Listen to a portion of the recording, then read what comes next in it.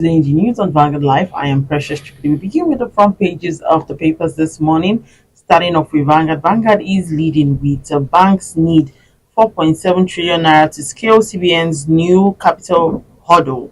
And Rider says no bank qualifies under new guidelines. ETI, Zenith, Access, First Bank lead in eligible capital. 7 qualify by adding retained earnings. No need to panic, Akam. On page 7, Edo Guba, Chairman Group Bika over Accord Party's candidates. Page 6, police confirm robbers rob set ablaze passengers bus in Ogun. On page 5, OKUAMA, how soldiers, villagers died. That's coming from an eyewitness. Says Bayelsa militant leader Amagbeyin, not from OKUAMA, notes leaders from Okoloba led the army to OKUAMA, reveals the conspiracies, what transpired on March 14, allow OKUAMA to bury the dead residents. On page 9, a London maiden flight, how we fought restriction of air peace, return flight to rejected part of MMIA, that's coming from Oyema. Withheld salaries will shut down varsities if that's coming from non-teaching staff. 2024 Olympics, only 2 Nigerians capable of winning medal, says Igali. Stories above. Vice President Shetima, CBN Governor Cardoso, Ayo Teriba. Headlines for 2024 Vanguard Economic Summit. You can see that on page 14. Labour Party crisis. Aburej rejected the Peter Obi's advice for all-inclusive convention. Obi Dati spokesman. Energy crisis. More troubles for GENCOS as federal government increases gas price by 11%. And lastly, on the front page of Vanguard, Zenith Bank emerges Nigeria's best bank for 4th year. We take a look at the Guardian newspaper. The Guardian is leading with how FX duty rates disparity, shipping charges, compound inflation. Page 86, you can see an infographic more on that report. Other charges. UK moves against cybercrime in Nigeria as menace claims a $500 million yearly. World Autism Day, expert link condition to household chemicals. Under Attorney General Ajulo appointed 273 technical advisors. Third Mainland Bridge repairs cost federal government over 15.6 billion naira in 6 years. Security operatives nab suspects over fire outbreak in Borno IDP camps. You lack legitimacy to impeach Fubara, PDP tells House. Zenith emerges Nigeria best bank for 4th consecutive year. Workers and appropriate minimum living wage. That's from the editorial. We take a look at the Punch newspaper. The Punch is leading with Discos make a 1 trillion naira amid grid crisis. Unmetered customers hit 5.8 million. Rider says Discos grew revenue by 30% in 2023, overbilled customers despite grid collapses. Electricity tariff hike looms as the federal government raises gas price. NEC vows more sanctions over estimated bill. And of course, we can see a photo story showing Easter fun seekers flood parks, beaches amid tough times. Police go after hoodlums for raiding night bus, robbing passengers. Presidential nod, Ondo APC governor aspirant besiege Abuja for Tinubu's endorsement. Stories above. A next seat over state police as governors plan forest guards. Ex-governor's trial shows EFCC won't spare anyone, and that's coming from Olukoyede. Tinubu African leaders grace Senegal president swearing in today. Lastly, on the front page of the Punch newspaper, OPEC oil output plunges as Nigeria, Iraq slash exports, and that's how we can take on the front pages of the papers. Join us after the break. We'll be right back.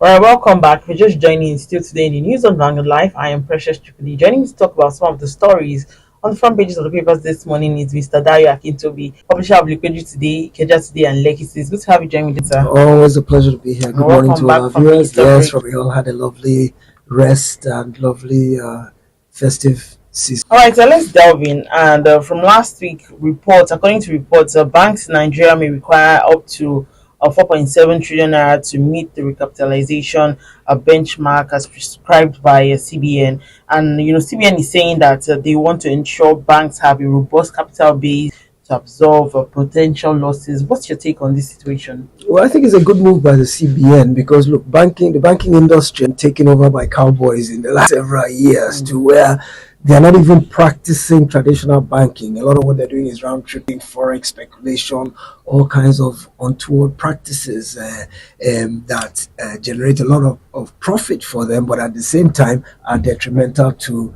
the consumer, the average banking customer. So essentially, the bankers are taking advantage of gaps and loopholes in the financial structure that is beneficial to them but detrimental to banking customers. In addition, there have been a lot of situations where there are uncollateralized loans, there are insider loans to bank executives that are uncollectible. There have been a lot of unwholesome practices in the banking sector. And I think what the CBN is trying to do now is to weed out the weak ones so that our capital is more secure and so that banks can go back to traditional banking practices. So by requiring a capital base of 500 billion naira, I mean, it's not pocket. A man in the street can just want to ensure that the banking sector is fully sanitized, is run by professionals, men and women of integrity, men and women of capacity, men and women who have proven track records that they know how to practice proper banking. Because at the end of the day, pivotal role to play on the economy at large. Look at the problems we've been having lately with foreign exchange availability. They said the banks are hoarding it. The banks are profiteering from the arbitrage, from the difference between the parallel market and the regular market. CBN will supply them dollars to give to their customers. Instead of giving it to their customers, they hoard it. They wait for rates to adjust. Then they push them out in the market, make the profit. So there's a lot of unwholesome practices. And what CBN has done is that it has said you can't use your retained earnings, which is your past profits, to make up for this capitalization. You have to get fresh capital. So what I anticipate will happen is there'll be a lot of mergers and acquisitions. The strong banks, I think that report said no more than maybe two or three can actually raise that money now. So, and we have, I think, 21 commercial banks. So what will happen is that many of them will collapse into others. The stronger ones will take over the weaker ones. So you will see a weeding out of the weaker ones that can't really raise that money. And we may now end up with 7 or 8 strong banks that have solid foundations. And I think that's a good thing for our economy at large. All right. Okay. So, looking at the situation of things with the bank, do you foresee these banks, meeting the new capital base, as well as who would be bearing the brunt of this whole thing? Won't it be the customers in terms of charges? And because it means that they are looking for fresh, capital. Who's going to bear the brunt of this fresh capital? Well, what's going to happen is they probably will go to the capital market, which is the stock market. Many of them are already listed on the public on the stock exchange, so they'll go to the stock market and go and raise capital there. Like I said, they will merge and they will buy out some others. So ultimately, of course, yes, it's the consumer that's going to pay the price because one way or another. But it's not direct. It's not like they'll start taking 50 naira from your bank account, which they do anyway in the name of charges. There are all kinds of there's no time that the month ends that you don't see various monies coming out. In fact, almost on a daily basis, every time somebody puts money in your account, the next time you check your alert, 50 naira has gone from somewhere. So if you take 200 million people, well, I don't think 200 million people are banked in Nigeria, but whatever the number of millions in Nigeria that are banked, imagine 50 naira coming out of each of those accounts every day is a lot of money. So I don't think it'll be by way of taxing the customer directly. But yeah, indirectly, even if they go to the capital market, who are the investors in the capital market? Yeah, you have the institutional investors like the pension funds and things like that, but there's also mom and pop, 100 shares here, 100 shares. So it's us that's going to eventually provide the money that they're going to use. It's going to come from the Nigerian public, whether from institutional investors or individual investors. And I don't think it's bearing the brunt per se. It's an investment which we will do because we believe it will yield profit for us down the road. If they go and sell shares in the stock market, the reason we buy it is because we believe it will yield dividends for us over the years and the stock will appreciate in value. So it's an investment, not necessarily a negative in terms of bearing the brunt per se. All right. Moving on, still talking about OKUAMA killings. We've been talking about it, the sad passing of 17 soldiers. Now, another eyewitness has come out and saying that he explained that a leader from Okoloba community was the one who led the soldiers into the community, and they initially came there, as a result of kidnapping complaints that they had. They searched the community, found out that there was nothing of that sort, in the community, and they, instead that they wanted to take, their community leader, and next thing was that the army had opened fire and started shooting, and the people of the community, they came out yesterday, and they've been asking the federal government to come to their aid to help them, because even the governor can't even access the community. So it's just looking like people cannot really say as to what exactly is happening there, the number of persons that have died, So what do you make of this situation? Because it looks like the soldiers have, gone ahead and, they want to just do whatever they want to do. And it's like there's no form of control, no one to talk to them and all of that. This is Lekki Tollgate all over again, where he said, she said, we don't know the Yeah. truth. And unfortunately, just like at Lekki Tollgate, where the army was involved, is the army here again. And if you remember at Lekki Tollgate, the issue was who gave the instruction to fire? Did the army use live bullets? Did they kill people? Same thing we are now having to contend with in this OKUAMA situation, because the community is saying that the army was the aggressor, that the army actually opened fire on them first, that because they came on a peace, fact-finding peace mission, when they had done all their investigation and had eventually concluded, they searched the community, they didn't find anything, they interviewed people, they couldn't come to any concrete conclusions that kidnappings had occurred and that the OKUAMA people were responsible. But at the end of the investigation, they now said they wanted to go away with the community leaders, one or two of the heads of the community, and the people resisted. Said, no, you've done your investigation, you've searched us, you've searched everywhere, you haven't found anything. Why are you going to take our people away? You can't take. So they resisted.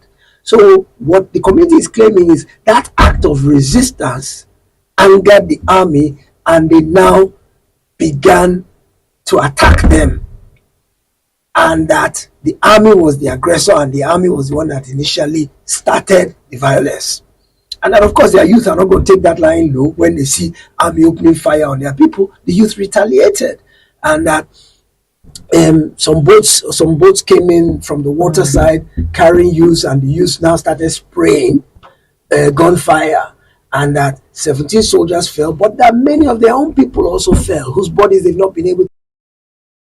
At that point, the youth were irate enough to where they opened fire on everybody in retaliation or in response to quote unquote the army's investigation.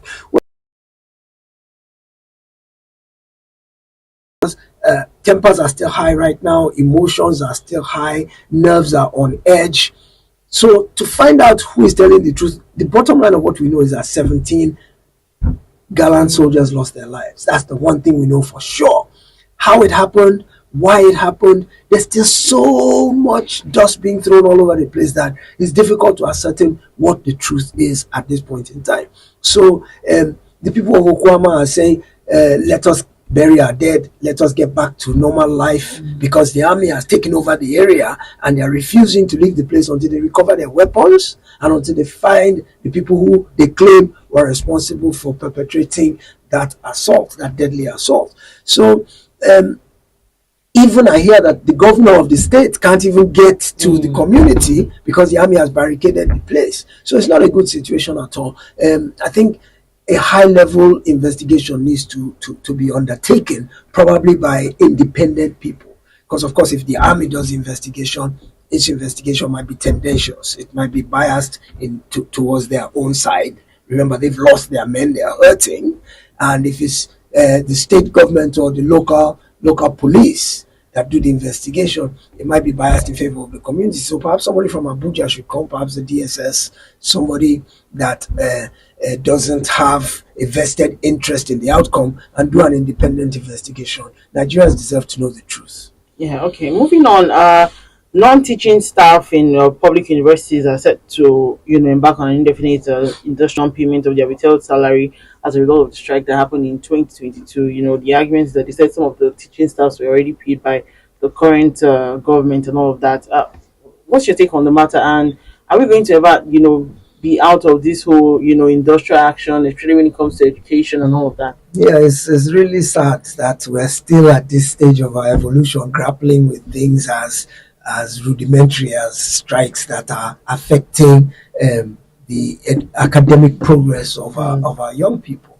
And yes, quite all right. A protest and strike is a right.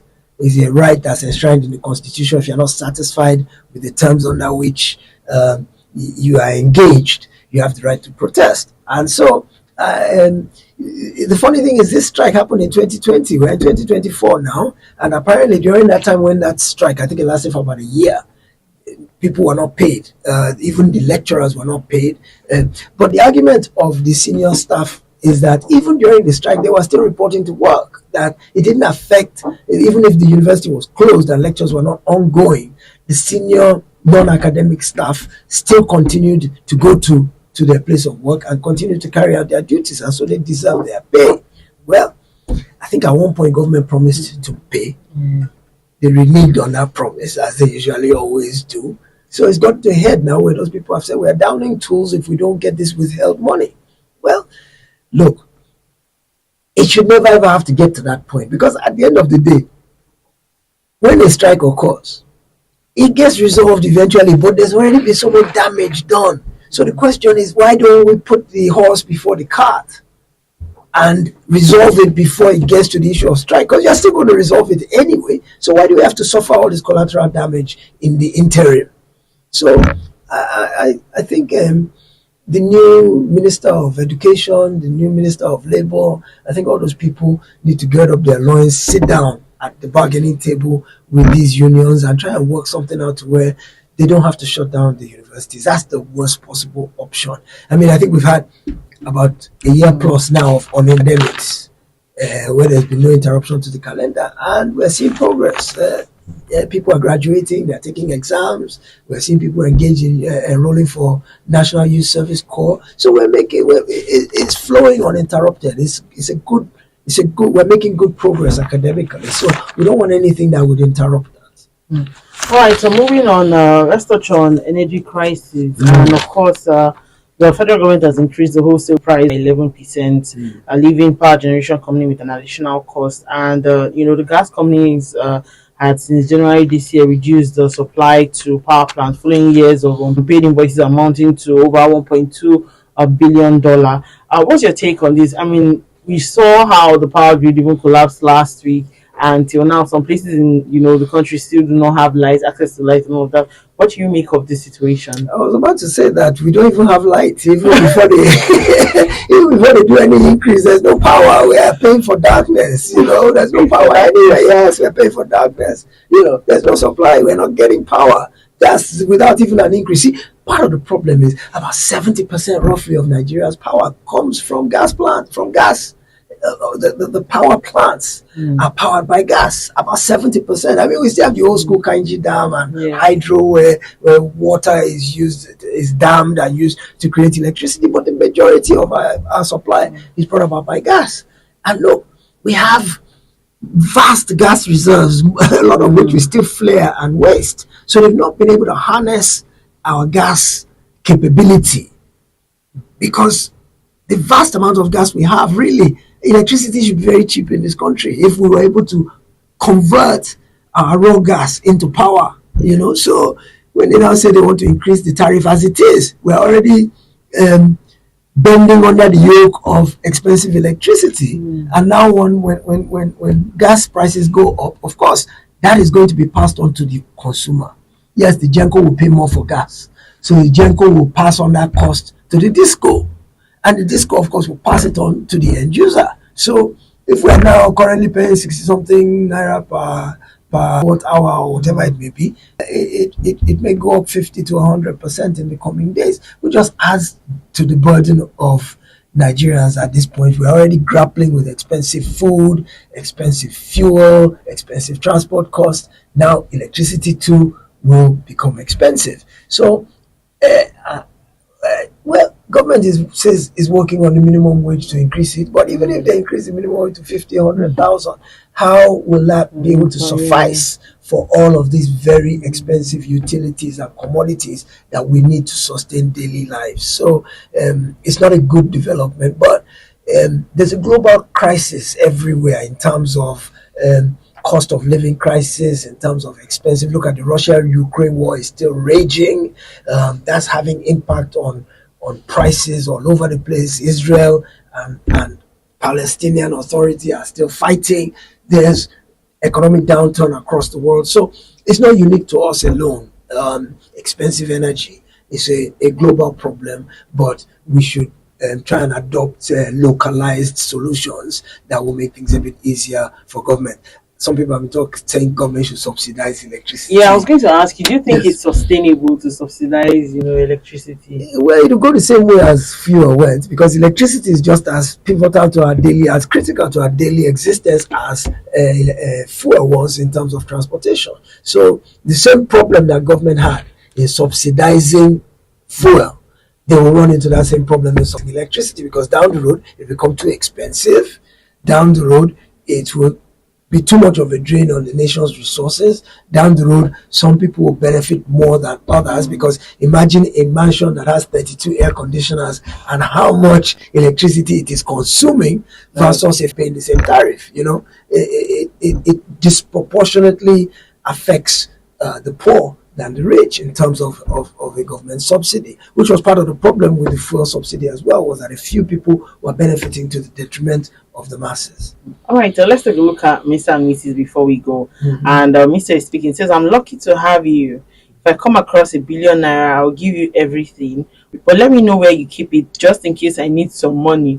And then Mrs. responds and says, "Since we are married, this is not your first lie, but this is the first creative one." Okay, he'll give her the billion, but he wants to know where he kept it, so he can go and take it when he needs it. A nice lie. All right, thank you so much, Mr. Raya Akintobi, publisher of the pages today, Lekki today, and Keja today. Thank you for sharing your thoughts My with pleasure us always. this morning. Also, remember that you can equally like, share, and subscribe on all our social media platforms showing on your screen. To find out today's stories, go to our website www.vanguardindia.com to find out more. I am Precious Chukudi. Thank